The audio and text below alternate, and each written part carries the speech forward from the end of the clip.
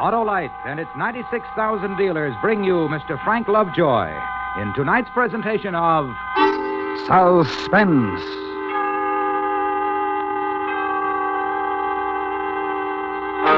Tonight, you will take a trip on a train, a journey exact in time and place, during which Autolite will recreate an historical puzzle by dramatizing with story and song the wreck of the old 97. Tonight's star, Mr. Frank Lovejoy.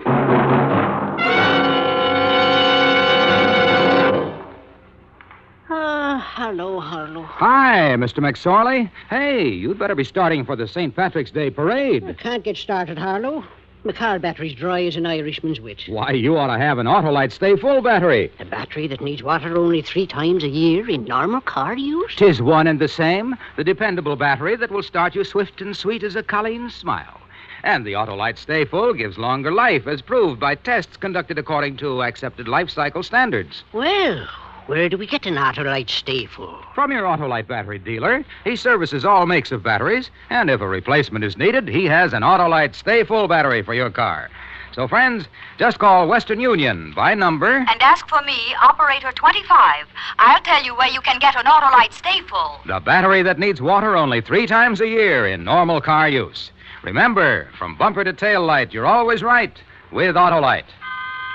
And now, with the wreck of the old 97 and the performance of Mr. Frank Lovejoy, Autolite hopes once again to keep you in suspense.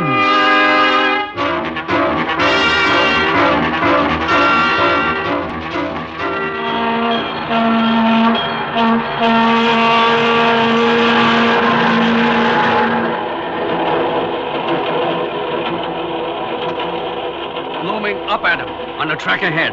The snow was real heavy that night. Visibility less than 0, if that's possible. Not snowing as hard as now, but nearly. No warning, mind you. Nothing. People sleeping, eating, drinking, just talking like we're doing, and bam, all over. Finished. Terrible wreck. Snowing this bad, huh?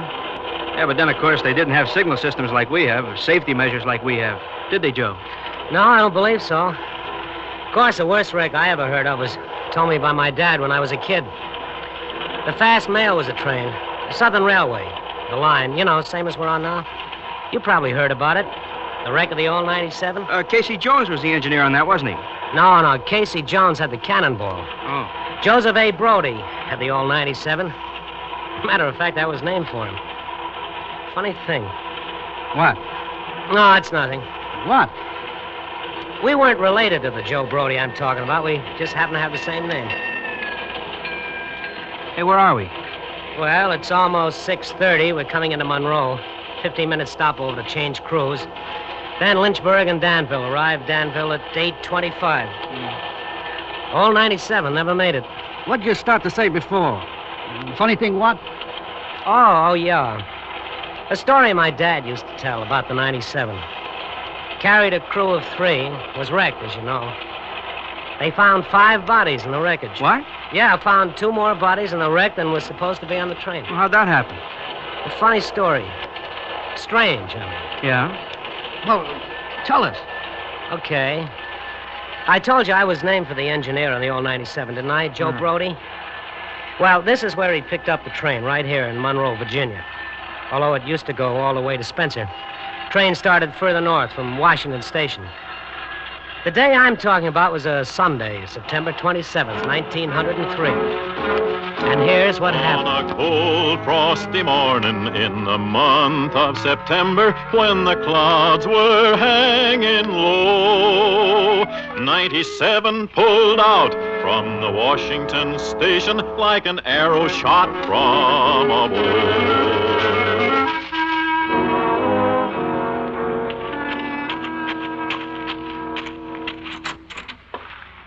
Morning, Joe. Morning, Mr. Elkins. Yeah, seems we got a little trouble up the line. What's the matter? She ain't running on time. How late is she? 40 minutes at Rapidan. Well, that's bad. Joe, it's terrible. Old 97's never run a minute late since she went into service. Don't you worry, Mr. Elkins. She won't be late on our division. I'll get into Danville on time.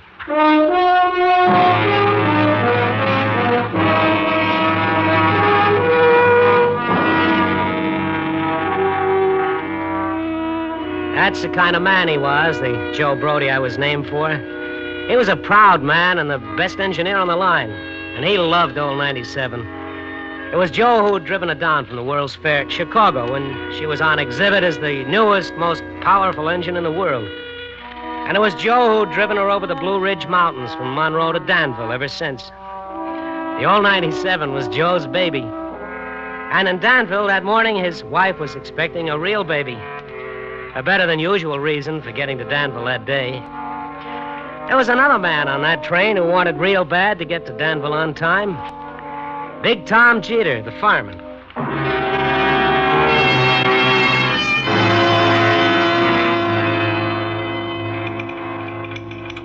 Morning, Mr. Brody.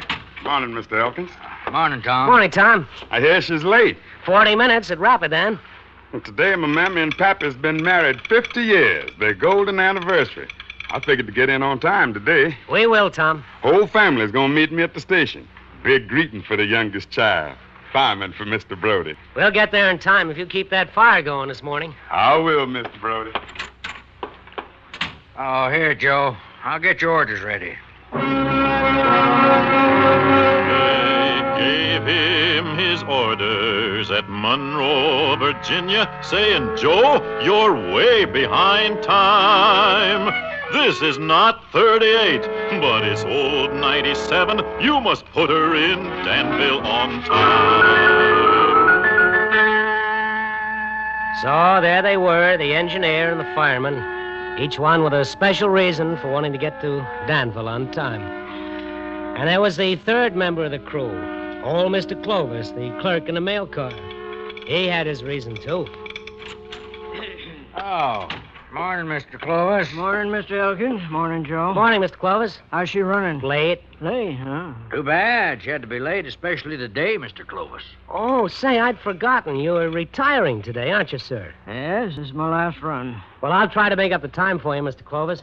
Can't end 30 years of railroading behind schedule. I don't care so much myself, but I believe some of the gentlemen from the division office were going to meet the train in Danville. I believe there was to be a ceremony. I know dang well there is. They're going to give you the prettiest gold hunting case watch in the Blue Ridge Mountains, all engraved. I saw it myself last week. Well, that's very nice, but quite unnecessary. How's it feel to retire, Mr. Clovis? It feels fine, Joe. I'll step down to the platform, and from that moment I'll have nothing to do but die. Well, you can live, can't you, Mr. Clovis? Then for what? This is my life. What time is it? Hey, Mr. Elkins, did you hear the news? Oh, what news? Them two fellas that had up in the jailhouse. Them two held up the bank over in Amherst and killed the teller. What about them? They broke out. When? Less than an hour ago. They split the turnkey's skull open, walked out of the jailhouse big as you please. The sheriff's getting a posse together. What for? The figures are headed for the hills. Go and track them down with hounds. If they're headed for the hills, they're crazy. Why, Mr. Brody? Well, if I was trying to make a break for it, I wouldn't take any chances being tracked by bloodhounds. What would you do, Joe? I'd head for the railway, hop the first train that came through.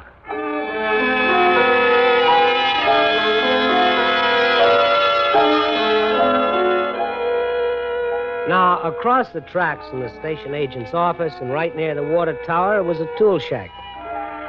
And at that very moment we were talking about, these two killers were hiding there. Or at least that's the way I was told the story.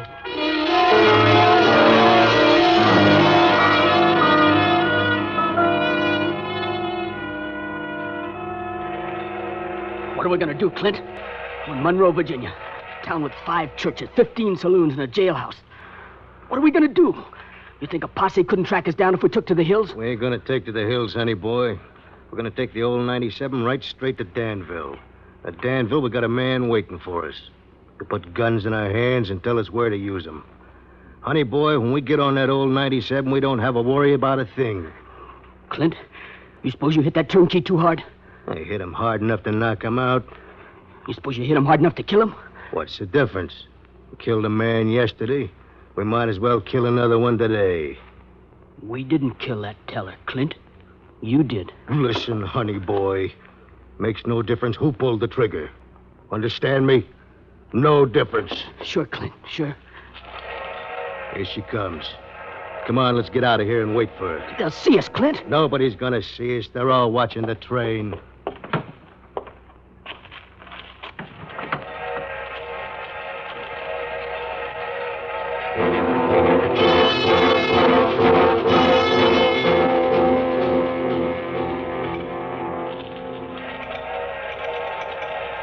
Here she comes.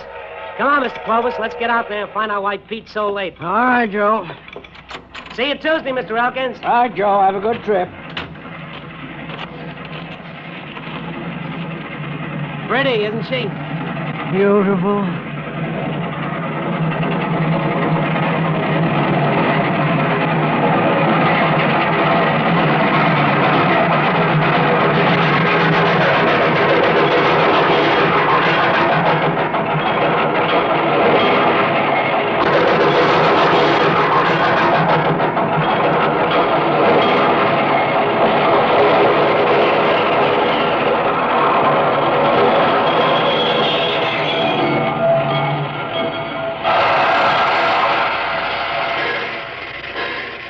Look at Big Tom. He's in more of a hurry than I am, if that's possible. To get to Danville and be presented with a gold watch. What? Here comes Pete. Oh, yeah. Hey, Pete. Hi, Joe. Mr. Clovis? Hello, Pete. What's the delay? Washout south of Rapidan. And a section gang made up completely of numbskulls. Wouldn't let you through? No. Section boss was afraid the ballast wouldn't hold. Why, he'd had 6 hours to repair the track before we come along.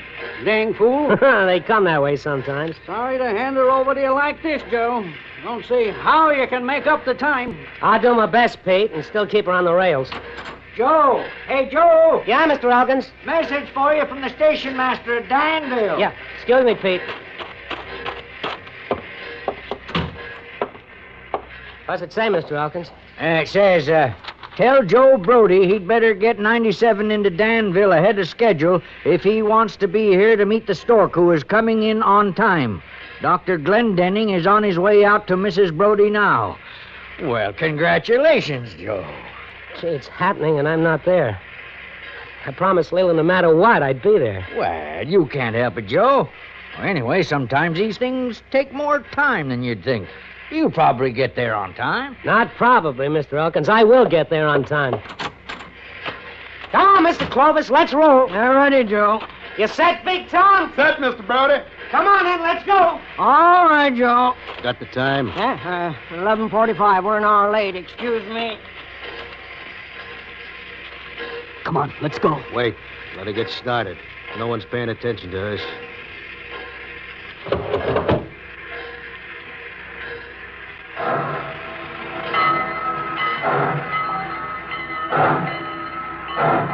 There she goes. Come on, Clint.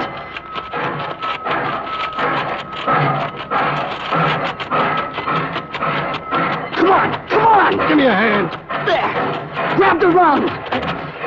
Got it? Got it.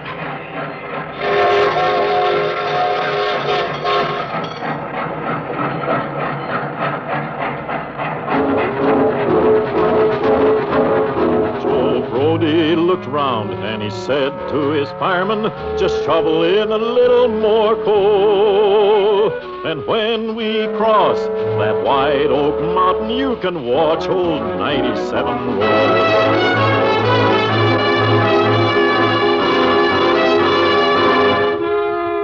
Autolite is bringing you Mr. Frank Lovejoy in The Wreck of the Old 97.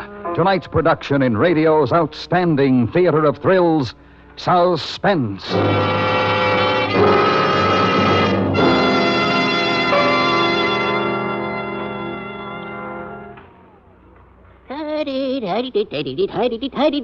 Ah, you've changed your tune, eh, Mr. McSorley? It is the Autolite stay-full battery that did it, Harlow. Now I just dropped me foot lightly on the starter, and... Well, that's an Autolite Stay Full start, all right, Mr. McSorley. And you know, the Autolite Stay Full battery is protected by fiberglass retaining mats to reduce shedding and flaking and give longer life, as proved by tests conducted according to accepted life cycle standards. And the Autolite stay-full needs water only 3 times a year in normal car use. So, friends, visit your Autolite battery dealer, the man who services all makes of batteries. To quickly learn his location, just call Western Union by number... And ask for me, Operator 25. I'll gladly tell you where you can get an Autolite Stay Full, the battery that needs water only 3 times a year in normal car use. And remember, from bumper to tail light, you're always right with Autolite. And now, Autolite brings back to our Hollywood soundstage Mr. Frank Lovejoy in Elliot Lewis's production of The Wreck of the Old 97, a tale well calculated to keep you in suspense. They gave him his orders at Monroe, Virginia, saying, Joe, you're way behind time. This is not 38, but old 97. You must put her in Danville on time. Well, there they were. 5 men on old 97 when she pulled out of Monroe. The engineer and the fireman and the mail car clerk who were supposed to be there, and the 2 escaped killers who didn't appear on the manifest, and each and every one of them with an urgent need to make up that lost time. Pour on the coal, Big Tom. Pour her on. I'm shoveling as fast as I can, Mr. Brody. Give me all you got until we cross White Oak Mountain. And you can stand back and watch 97 roll. I'm a-giving it to you, Mr. Brody.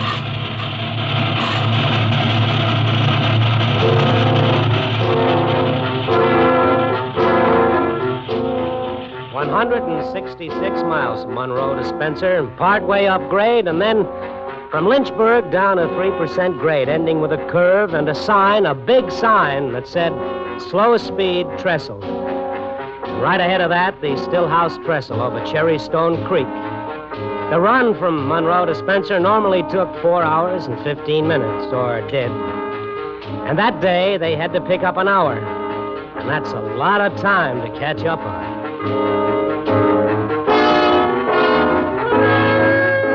Joe Brody turned to his old fireman, said, shovel on more coal. For when we hit that old white mountain, you can see old 97 roll.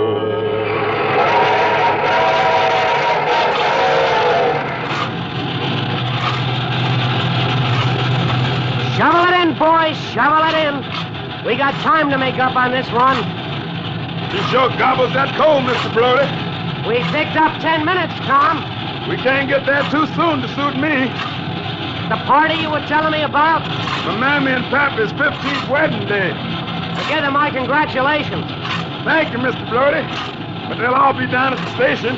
You can tell them yourself. I won't have time, Tom. I'm having a baby. Huh? Well, my wife is. Well, congratulations to you, Mr. Brody. Thanks, Tom. All around there, boy. The gauge is dropping. Yes, sir, Mr. Brody. Yes, sir.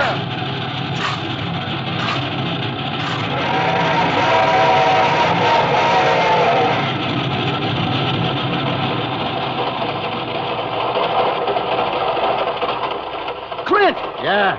This train ain't going very fast. She's climbing, honey boy. Wait till we get over the mountain, you'll see her go. I don't like it. I don't think we ought to hop this train. You don't like it? Just step off any time you like to, honey boy. Clint? Shut up! Get off or shut up!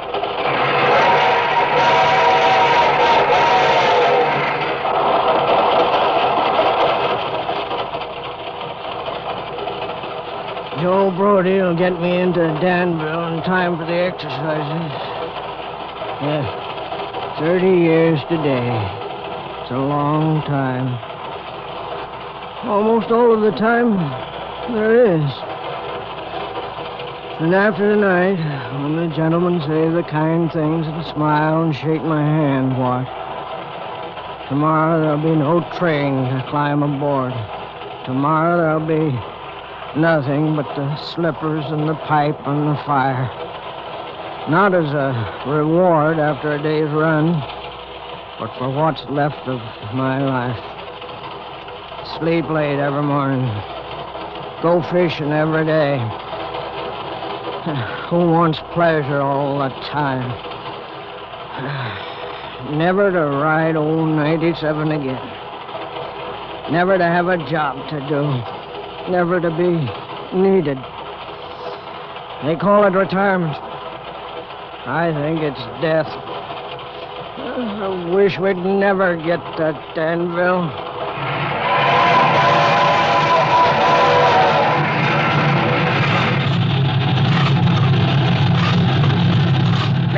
20 minutes so far, Tom. So, I knew you would. It's just one great engine, Tom. Look at that. 85 miles an hour, and she isn't half out. You going through Lynchburg this fast? I'll slow her. I don't want to scare the folks. You'll spoil all the milk for 5 miles around town. You barrel through here at 85. We'll slow her to 70 then, huh, Tom? Yes, I guess that'd be real considered, Mr. Brody.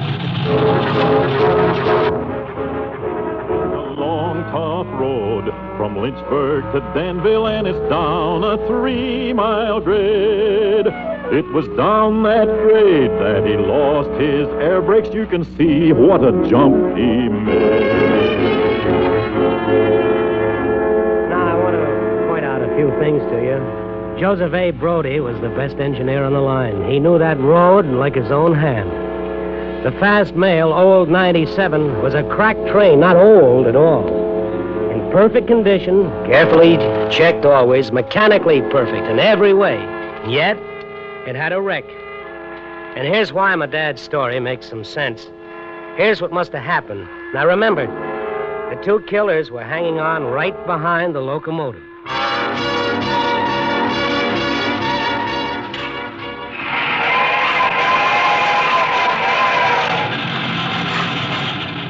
Attaboy, Tom. We're only 8 minutes behind time now. Woo-wee. You sure make this old 97 cakewalk, Mr. Brody. You done made up 52 minutes already. We better start slowing for the trestle. We'll pick up the 8 minutes when we've crossed it.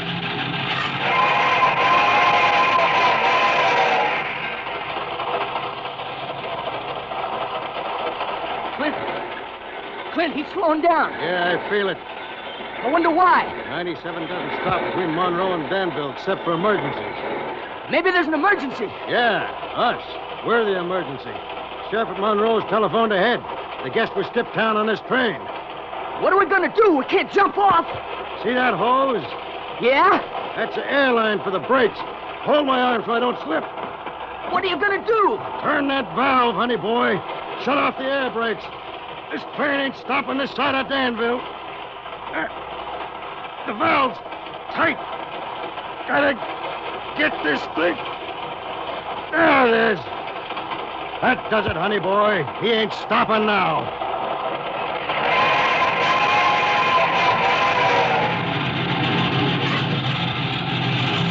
Ain't we still going a mite too fast, Mr. Brody? Scared, Tom? No, sir, not with you at the throttle. I was just observing, though. Ain't we going a mite too fast? We'll slow her a bit more, Tom. We can't make that curve at 90. Tom! Yes, sir? The brakes don't work. Lord almighty! Look, all the way back and nothing happens. There's a tussle, Mr. Joe. Jump, Tom, jump!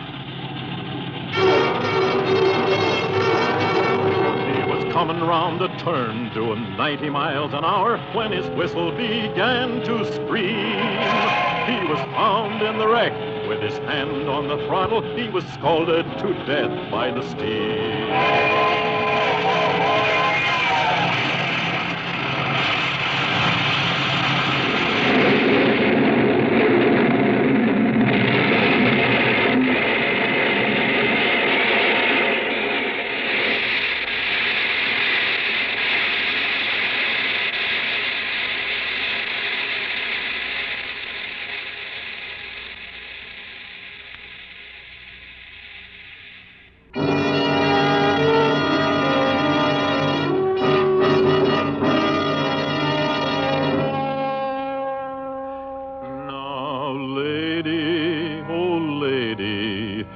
Take fair warning from this time and now on. Never speak harsh words to your true and loving husband. He may leave you and never return.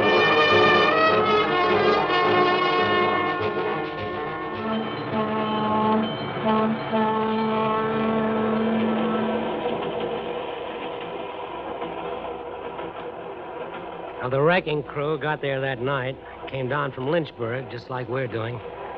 They found the old 97, her nose buried in the mud bank. None of them got there, to Danville. You know, I often wondered about the station that night. strange group of people waiting. The committee from the railroad with Mr. Clovis Goldwatch, Big Tom's family to greet their youngest son, and a carriage waiting to take Joe Brody to the hospital to see his new baby, which I understand was a little girl. And maybe, off in a corner, a few men with guns waiting for the killers. And that's what happened, huh? Well, that's what my dad used to tell me. What time is it? It's 8:20. We'll have breakfast in Danville. Oh, there you are. See, down there? That's Cherrystone Creek. And see that old mud bank? That's where Joe Brody wrecked the old 97. On a cool, frosty morning in the month of September,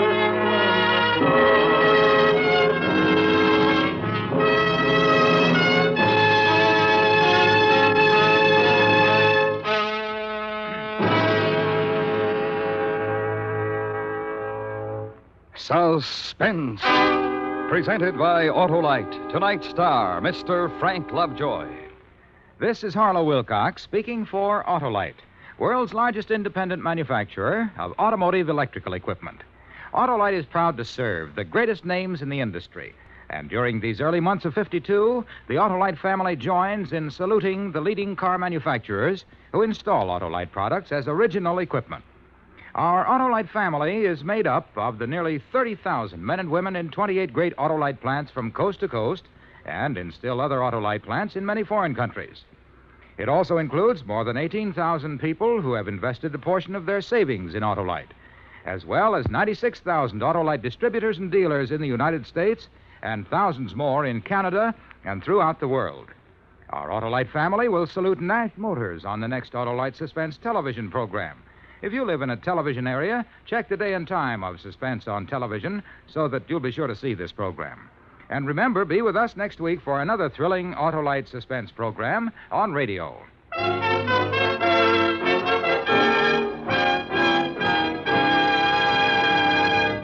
Next week, a murder is committed efficiently and safely. And then our star, Mr. Robert Young, finds there was a witness to the murder. The problem: who was the witness? The story is called Backfire, and it will be presented next week on Suspense. Suspense is produced and directed by Elliot Lewis, with music composed by Lucian Morowick and conducted by Lud Gluskin. The soloist was Harry Stanton. The Wreck of the Old 97 was written for Suspense by Mindrit Lord and Christopher Anthony. Featured in the cast were Herb Butterfield, Clayton Post, Eddie Firestone, Junius Matthews, Jack Crucian, Roy Glenn, and Joseph Kearns. Frank Lovejoy can be seen starring in the Milton Sperling production for Warner Brothers, Retreat Hell. And remember, next week on Suspense, Mr. Robert Young in Backfire. This is the CBS Radio Network.